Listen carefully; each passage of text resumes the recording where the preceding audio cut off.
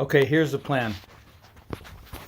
So I cleaned out in there the exhaust port with brake cleaner, trying to get all the grease off because the stuff is very like ethery. And I cleaned off these little guys too. And like I mentioned before, it shows that they go one on the bottom, one on the top, but they don't want to stay, right? The one on the top, of course, gravity wants to make it just fall. So what I'm going to do is I'm going to put a little bit of Loctite on them and see if I can get them to hold in place. Then I'll put this all back together.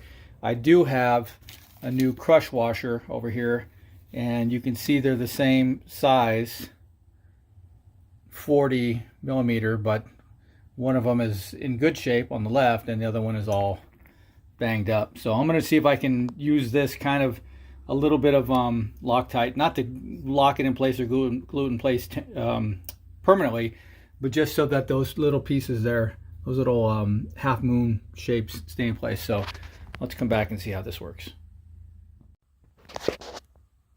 New idea. So I cleaned that out before, and then it wasn't going to work with the Loctite. So I put a little bit of grease. Since I cleaned all the old black dirty grease out of there, I put a little bit of grease on the back of the compression washer or whatever it's called, and then a little bit of grease on here too to act just as a little bit of stickiness. So let's see if I can get that stuff to stay in place long enough for me to lock down.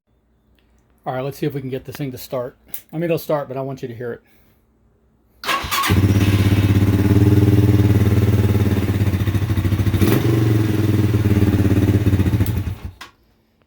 Idle's a little high, but I ain't talking about that. So I never said I was a mechanic.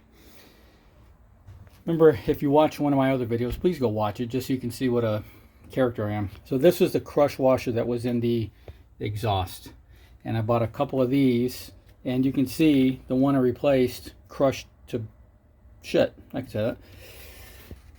So here's what I did. I looked at this, and remember, the bike was put together a little bit different when I pulled it apart. I never had an exhaust leak on it. All I was trying to do was get in there to get to the carburetor to adjust that idle screw on the bottom, air fuel mixture screw. That's all screw I was trying to do. I thought that these guys went behind the header and pressed up against the crush washer. No, how could that be? With this gap here, nothing but exhaust leak. That's why if you listen to the short or the nice long video I put together, you know, edited and all that stuff, has this exhaust leak, and I'm like, yeah, it'll be all right.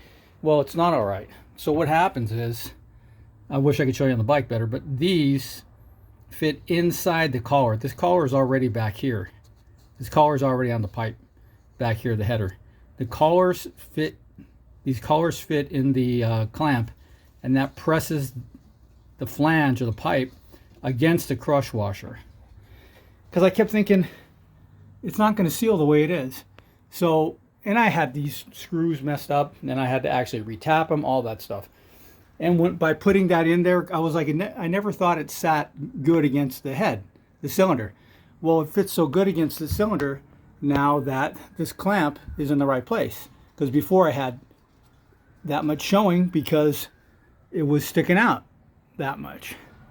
Also too, this bolt here is was hooked up here, but it's too far forward to get this exhaust here to fit forward enough to clamp correctly there, and to go there I had to undo it. I just bumped my head. So remember, I wasn't trying to fix anything like kind of an exhaust leak. I was trying to get to the friggin' idle screw or the air fuel mixture. I haven't even worked on the back tire yet. But anyway, I'm not a mechanic, never professed to be. What took me 2 days to screw around with this thing, or 2 days, half days, now it took me about 20 minutes to get it right.